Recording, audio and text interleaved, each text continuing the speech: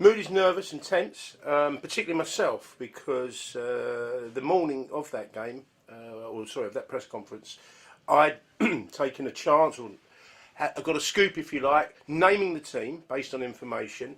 But of course, if we got it wrong, I'd have looked fairly stupid. So when Graham Taylor named this side, it seemed rather ridiculous. He picked Carlton Palmer and Paul Merson when they weren't really ready for that particular game, and he dropped Ian Wright, and there was an element of adrenaline, and then that all suddenly turned into bewilderment amongst us, because a few months earlier England had drawn a game they should have perhaps drawn in Norway, lost hopelessly 2-0 after Taylor had made some strange team selections, and it seemed like Norway all over again, and that really was how this the whole situation exploded really into an unseemly spat. But the key was England, actually a draw would have probably been good enough, but possibly good enough. Certainly would have kept the World Cup hopes alive, and they might have got through with a draw, and then Holland might have had to score more goals in Poland, if I recall, in their final game. So it was tense, there was a lot of adrenaline, and of course Taylor took exception to these the pessimism and the questions that emanated really from a couple of questions my colleagues and myself asked. Graham, it has all the signs of the side you selected against Norway. There are a lot of changes. No, don't be so silly, Rob. Please don't be so silly there. It's got nothing to do. We've just explained. There's 3.5 of the changes are forced on me. I mean, please don't be silly that way, Rob. It's got nothing to do. No, but listen. No, well, I'm answering it. It's got nothing to do with Norway. I think one of the things about that incident was that it was so unexpected, so off the cuff, so unprecedented, really, in many ways. It was a shock to me, really, that he turned on me so viciously, I suppose, in some respects. And I was torn between keeping it going to get a reaction and get some good copy. There was no TV cameras apart from this one that we didn't know was filming a documentary at the time.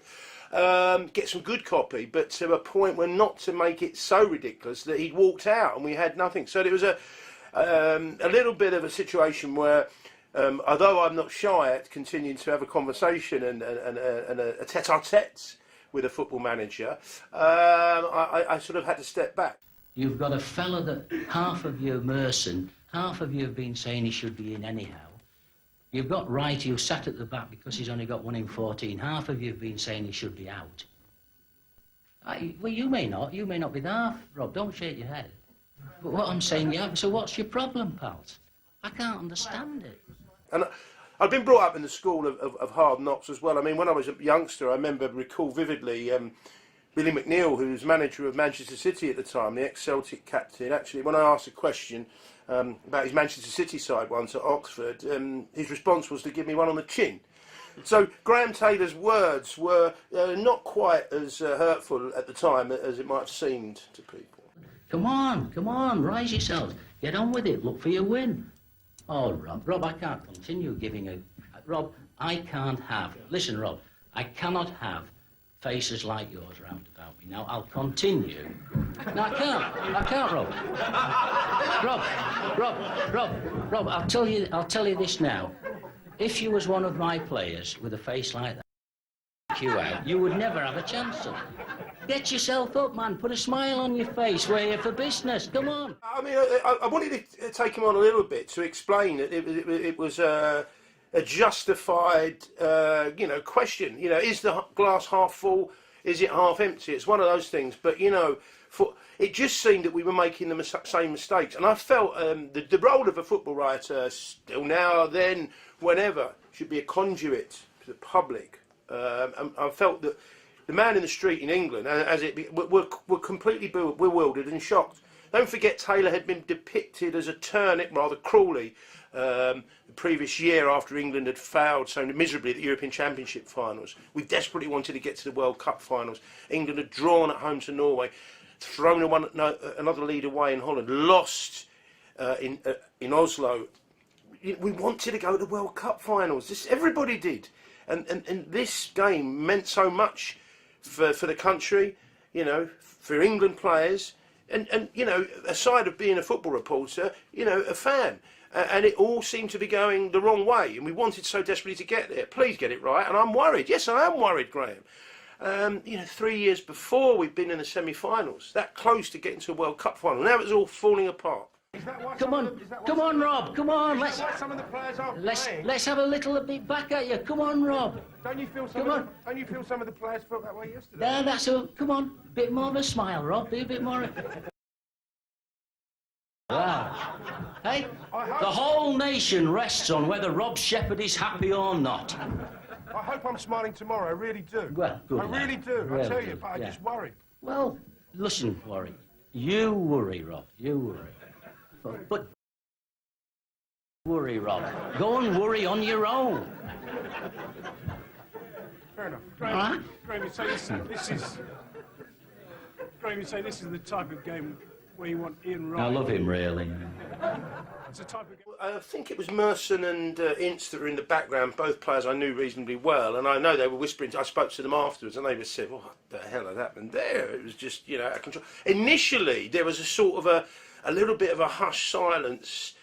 What's going on here? Then it was almost like I was the butt of the joke, so there was a little bit of laughter towards me, and I thought, I'm not going to get embarrassed here. I'm going to have my little say back. I'm not going to be pilloried like this. And then, of course, it got so ridiculous that the furore and the guffawing turned on Taylor. And of course, once all the dust settled, once unfortunately England had lost the game, once the documentary came out 6 months later, the joke was on him. At the time, by the time of kick-off, that incident, although it had made a fair impact in the papers the previous day, but not in all papers. Didn't want to report necessarily on another reporter.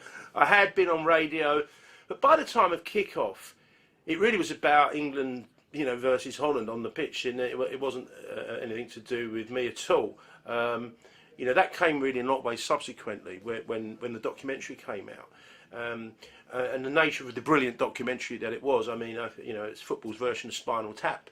It's Monty Python.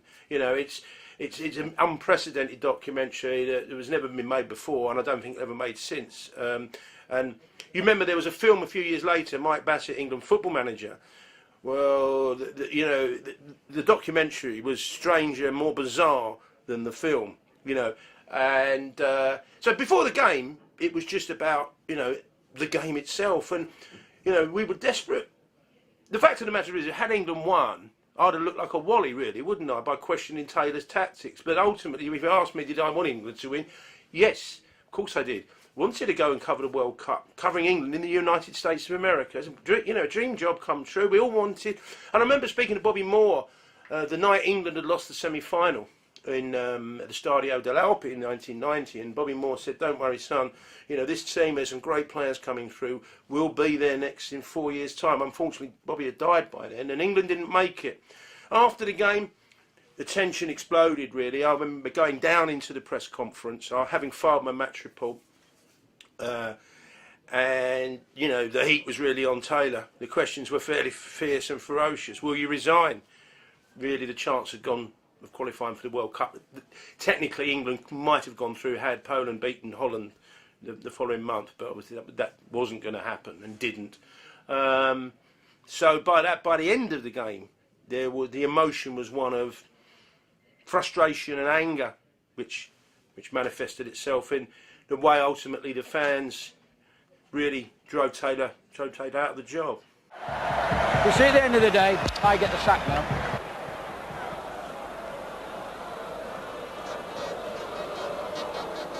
I was just saying to your colleague, referee's got me the sack. Thank him ever so much for that, won't you?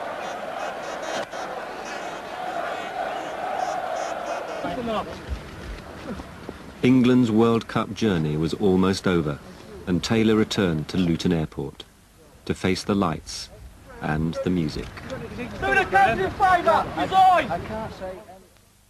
It came more of the documentary, because some of those scenes on the documentary, some of those scenes on the bench are just mad, insane, hilarious. Obviously the Phil Neal nodding dog syndrome and all sorts of stuff like that. We did see him marching up and down, and it became clear that he'd been reprimanded by the fourth official and the referee, and clearly there was justification for his anger. There was, Koeman should have been sent off for a foul on Platt, and 3 minutes later he scores, but ultimately the whole campaign wasn't just about bad refereeing decisions. Still amusing. I mean, amazing amount of reaction, believe it or not, I still get. The documentary has got a kind of a cult following, you know, and some people watch it time and time again, rather like they watch Life of Brian, I suppose, or Spinal Tap. I feel, you know, it was right. I'm not proud that I was vindicated in the questions I was asked, but you know, it is what it is. I never really fell out with Graham Taylor after it, despite what people might think. Indeed, I spoke to him this week and had a little joke about it and said, you know, happy 20th anniversary in a sort of a slightly ironic way. He took my number down, actually, because we were discussing maybe doing a little road show, Do I Not Like That, tour for next year if England get to the World Cup, which would be interesting. And he said, Rob, I'll get my agent to ring you, and I've got your name, Rob Shep. I can never remember your surname, Rob. Is it? So he got the last word in.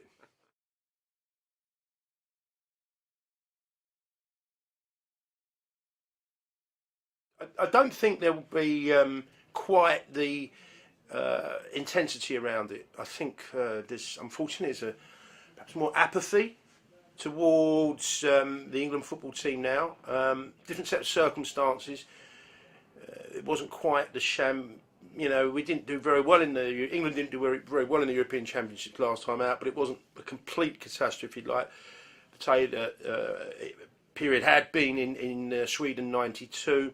I think in certain respects the veracity of certain aspects of the newspapers was harsher and harder then than it now is, if people can believe that. You know, like some of the depiction, the turnip head thing was quite a funny one-off when England had lost in Sweden 2, turnips 1. And it just sort of became this ridiculous sort of cartoon-like campaign, got a bit out of control. It wasn't very grown up in the end. I just think people don't care as much now. I think I don't, and also it was different. And we were in a bear pit situation. That stadium in Rotterdam with flares, and you know, you're still going back 20 years now. There was an element of, you know, possible trouble on the terraces. It was a whole different kind of theatre. It's a bit more, yeah, a bit more sort of theatre then. Now it's more operatic. The new Wembley, a bit more synthesised, or synthetic, I should say. And I don't think it will be. I do think if England fail, then we will see the media and the press going into correct overdrive. And the questions will be asked. I can't see any reason that Roy Hodgson can continue as England manager if England fail to qualify for the World Cup. Absolutely not. I think England will beat Montenegro 2 or 3-0. I'm slightly concerned about the Poland game. I'm old enough to remember 1973. England won, Poland won. I'm not entirely sure whether that would prevent England going from the World Cup to the World Cup finals. There are, you know, other games going on. But if you ask me now, I'll go England 3, Montenegro 0, England 1, Poland 1.